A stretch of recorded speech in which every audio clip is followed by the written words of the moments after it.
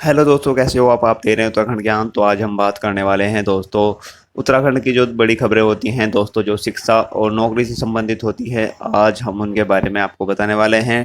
Top 5 खबरें हैं जो आपके लिए जानना बहुत ज़रूरी है। तो दोस्तों आज देख लेते हैं फटाफट से कौन सी बड़ी खबरें हैं, अखबार के माध्यम से कौन सी बड़ी इंपॉर्टेंट न्यूज़ आई हुई है। तो दोस्तों सबसे पहले जो खास बात है, 2020 में दोस्तों फॉरेस्ट गार्ड में दोस्तों जो नकल करते हुए पकड़े गए थे, रुड़की के 2 से 3 दोस्तों केंद्रों पर यह नकल करते हुए पकड़े गए थे।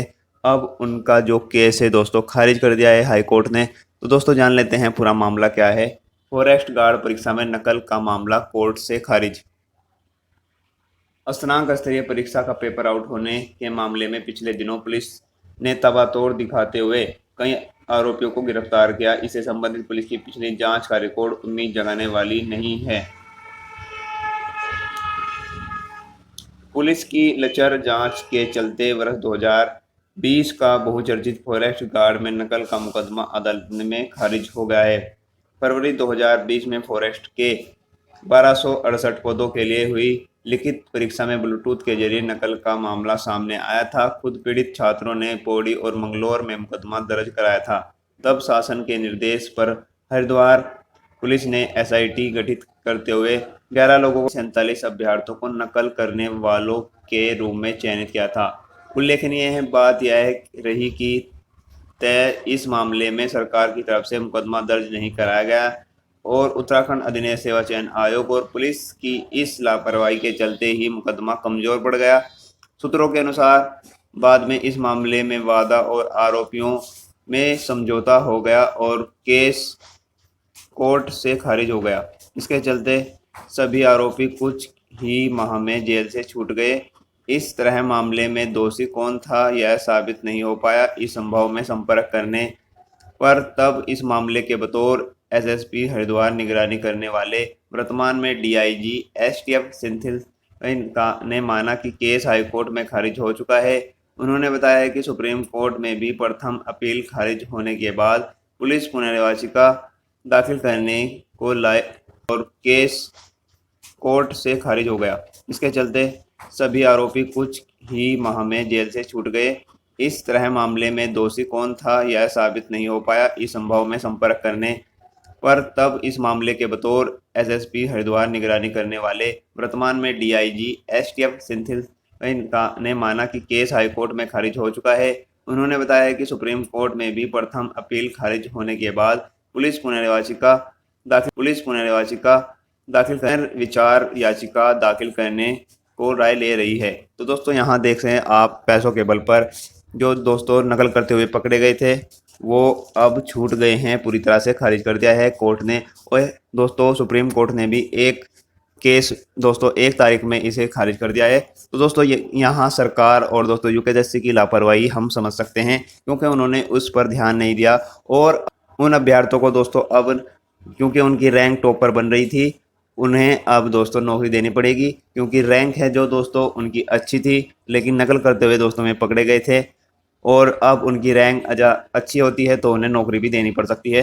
नकल के आरोपियों को नियुक्ति देने की तैयारी। इस प्रकरण में पुलिस ने 47 युवाओं को नकल का आरोपी बनाया था। इसमें से 11 अभ्यर्थी शारीरिक दक्षता के बाद अंतिम चयन सूची में भी शामिल होने में कामयाब रहे। हालांकि आयोग ने अभी इन्हें नियुक्ति नहीं दी है। अब केस की बरी होने के बाद उनका पक्ष मजबूत हो गया है और आयोग ने अब शासन से परामर्श मांगा है।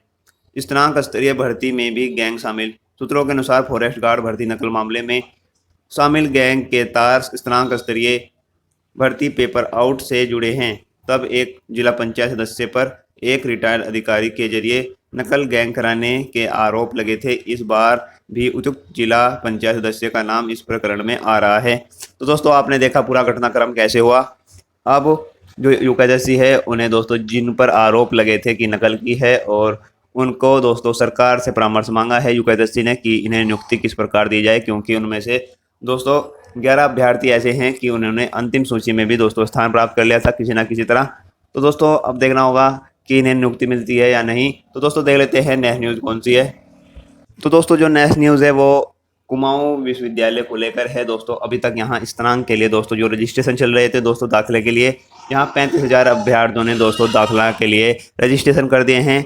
तो आज थोड़ी सी पढ़ लेते हैं इसका पूरा दोस्तों, किस प्रकार से यहाँ रजिस्ट्रेशन हो रहे हैं और अब तक की क्या खबर है। जैसे कि मैंने आपको बताया, छात्रों ने 35,000 छात्रों ने यहाँ रजिस्ट्रेशन कर दिया है। कुमाऊं विश्वविद्यालय में नई शिक्षा नीति 2020 के तहत स्नातक स्तर में प्रवेश लेकर सफलता बैठक हुई। इस दौरान डीआईसी निदेशक ने प्रवेश समितियों को दिशा निर्देश दिए। बताया है कि स्नातक के लिए करीब 35,000 अभ्यर्थियों ने ऑनलाइन पंजीकरण करा है, उन्हें तत्काल प्रवेश देना है। बुधवार को आयोजित बैठक में डीआईसी निदेशक प्रोफेसर संजय पंत ने परिसर के कला वाणिज्य विज्ञान सिकाय की प्रवेश समितियों की स्लाइड शो के माध्यम से यह जानकारी दी। प्रोफेसर पंत ने कहा है कि प्रवेश प्रक्रिया पूर्ण रूप से ऑनलाइन आयोजित की जाएगी। ऑनलाइन कॉलेज से संबंधित विभागों में नए प्रवेश पाने वाले अभ्यर्थियों का डाटा ऑनलाइन होना चाहिए। कहा, यदि छात्र विज्ञान संकाय का है तो उसे 2 विषय विज्ञान से संबंधित जरूर लेने होंगे, ऐसा कि कॉमर्स और कला में लागू होगा। 2 विषय के अलावा वह अन्य स्ट्रीम के विषय ले सकता है, लेकिन वह स्नातकोत्तरों की पढ़ाई उसी वर्ग में कर सकता है जिसमें उसने 2 विषय चुने हों। इस मौके पर doctor Ashok Kumar, doctor Vijay Kumar, doctor Saroj Paliwal और डॉक्टर पूजा जोशी आदि मौजूद रहे। तो दोस्तों यहाँ 35,000 से ज़्यादा नई शिक्षा नीति जो लागू हुई है दोस्तों 2020, उसके चलते दोस्तों यहाँ 35,000 अभ्यर्थियों ने दोस्तों पंजीकरण कर लिया है। तो दोस्तों देख लेते हैं नेक्स्ट न्यूज़ कौन सा है। नेक्स्ट न्यूज़ है वो पीसीएस की मुख्य परीक्षा की तिथि बढ़ाने की मांग उठाई जा रही है।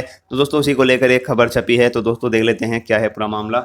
अभ्यर्थियों ने उत्तराखंड लोक सेवा आयोग की ओर से संचालित पीसीएस मुख्य परीक्षा तिथि आगे बढ़ाने की मांग की है। अभ्यर्थियों का कहना है कि उत्तराखंड पब्लिक सर्विस कमीशन के माध्यम से प्रारंभिक परीक्षा अप्रैल में हुई थी और पहला परिणाम 26 अप्रैल को आया था।